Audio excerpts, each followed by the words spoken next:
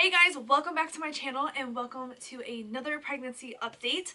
Today's video is going to be weeks 9 through 11 and I have another pregnancy update video, my very first one that I filmed. I will have that one linked right here for you guys if you want to click on it and watch that one first. I am so out of breath, I'm so sorry. Definitely part of, pregnancy is like always nonstop running out of breath. But I'm going to try to not breathe like that all the time through this video. So since I have a lot to talk about, I'm just going to go ahead and jump right in. And like I said, if you guys want to check out the first one first, I'll have it down below or up top. A quick link for you guys, and then you guys can come back over and watch this one. Also, if you are new to my channel, please make sure that you hit that subscribe button and give this video a big thumbs up. It really helps me.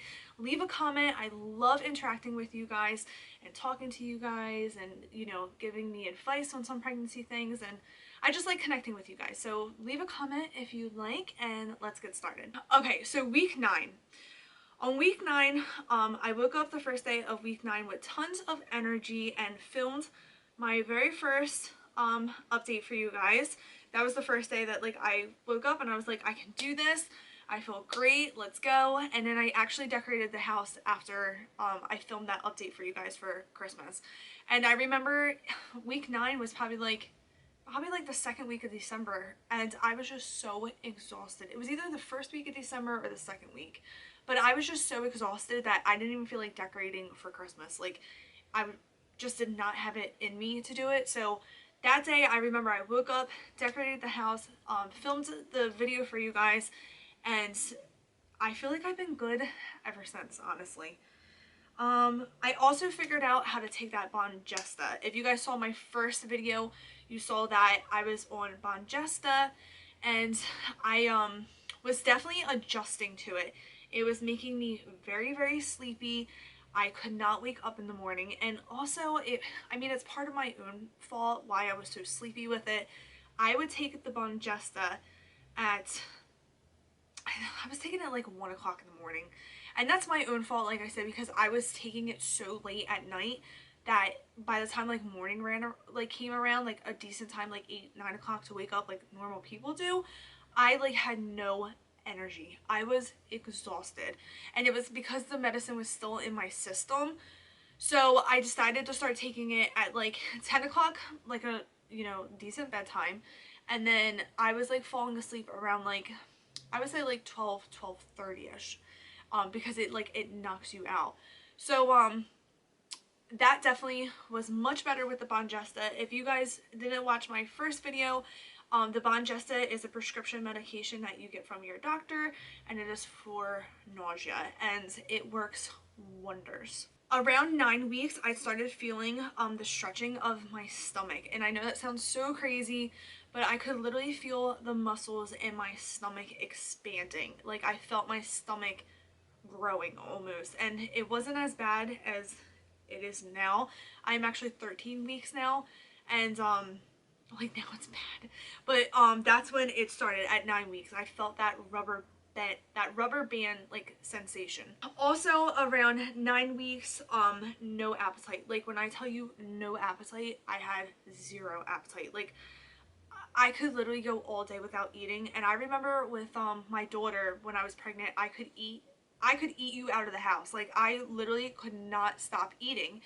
And this time I have no appetite whatsoever. So that's definitely different than what I experienced with Adalynne. So week 10, going on a full week of no nausea. I remember this being the best week ever, because it was I finally felt amazing, and I finally didn't feel that that nausea feeling of just even thinking of food and the thought of food making you want to throw up. So week 10 definitely was a turnaround, but I only think it was a turnaround for myself because I was on the Bongesta. If I wasn't taking that medicine, I feel like I still would have been sick. So thank goodness the doctor gave me that medicine. I had this with Adalynne, nosebleeds, and apparently it's very common in pregnancy to have nosebleeds. And I actually forgot that I even had it with Adalynne until I started it this time with this baby. I would literally just be I don't know, sitting down eating dinner, and I could just feel my nose like this like weird feeling, a wet feeling in my nose, like almost like you have to blow your nose, but it's not stuffy, you just like feel it.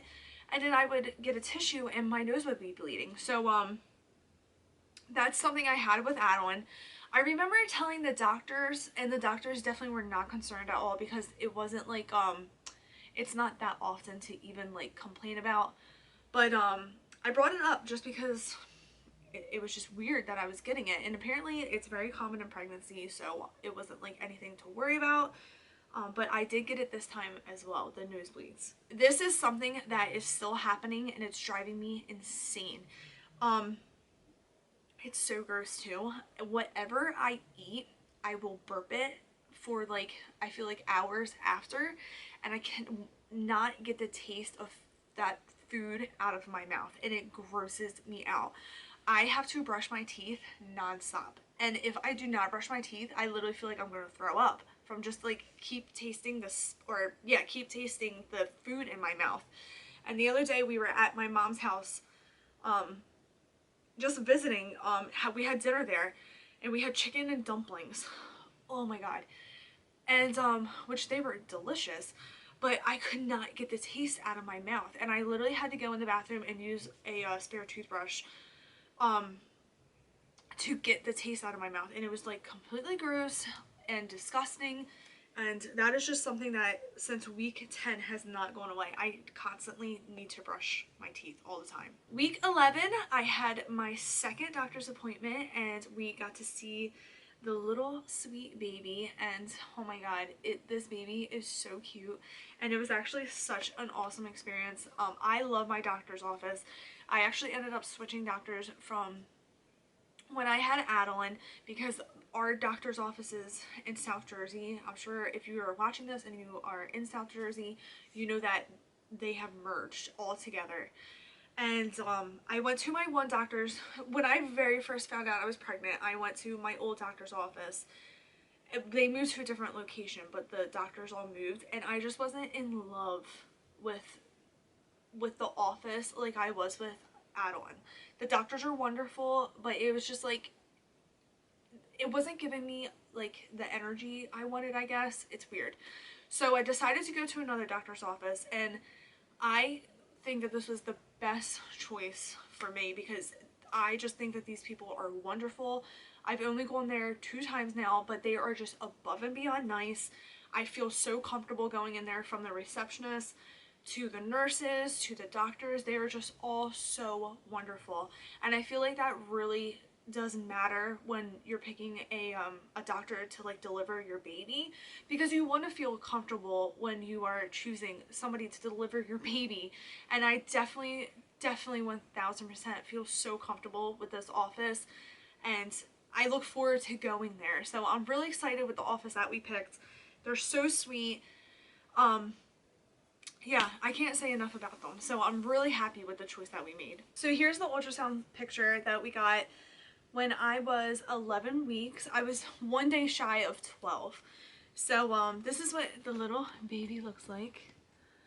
How, oh my god, I literally cannot even believe, like, that is my sweet little baby. How cute. Look at this one.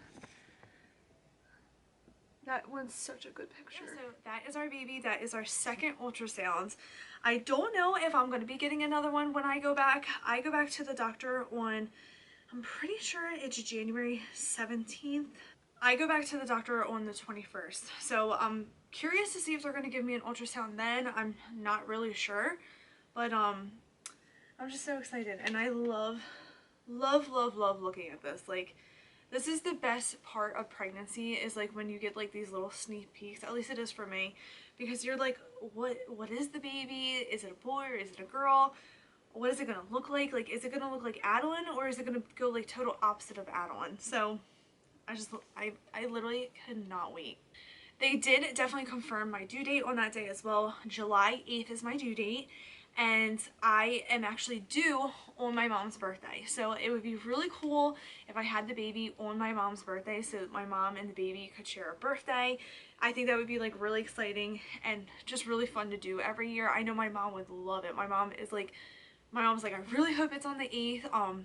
But you know, with it being the actual due date, like, I feel like it's pushing it. Like, it's very, you know, uncommon to have a baby on your due date, but we'll see. And if I go a C-section again this time, I'll probably pick the 8th for my mom, and I guess we'll see. So that was another question that I had asked the doctor, was about going natural. I did have a cesarean with Adalynne because she was breech, and I just wanted to know my options with going natural, and it's something that's really important to me. I really want to go natural, but I totally understand that if it's just out of the books for me, and as long as this baby is here and healthy, that is all I am concerned about. I really just want to go natural, just to A, experience it, B, I don't want surgery again. Like, I really do not want to go through that again. And C, it is really important for me, and I know this sounds so crazy, I just want to be able to snuggle Adalynne, because I feel like I'm already going to have such a hard time with my hormones and everything, with knowing Adalynne's not the baby anymore, that I'm just going to want her to, like, you know, jump on me and just love me. And I feel like it's going to be really hard having that C-section. I'm going to feel like, you know, like, Adalynne, like, be careful. And I don't know if I'm going to feel that way going natural either. I never went natural, so I don't even know what to expect going natural. But I guess I just know what to expect with a C-section, and I really don't want to go through it again. But if I do, I'm totally fine with it. Like I said, as long as this baby is here, healthy, and that's all that matters. No matter what, it has to come out, either natural or C-section, so I am happy either way. She did say, though, that I am a very good candidate for natural birth. I really have no reason to not go natural, other than if the baby is breech again. But I've talked to many people that have had breech babies, and then, like, their second one isn't breech at all. Actually, the doctor I was talking to said that her first pregnancy, the baby was breech, and then the second one completely fine. So it's reassuring to know that, you know, I can go natural. The only thing that they did say is that I could not, oh, I lost my breath again. The only thing that she did say is that they could not induce me because I have scarring on my uterus. I should actually look it up and, like, really understand why I can't go natural, because of that. I mean, that's what the doctor said, so I'm gonna definitely trust her word. But I just kind of want to know, like, the reasoning behind it.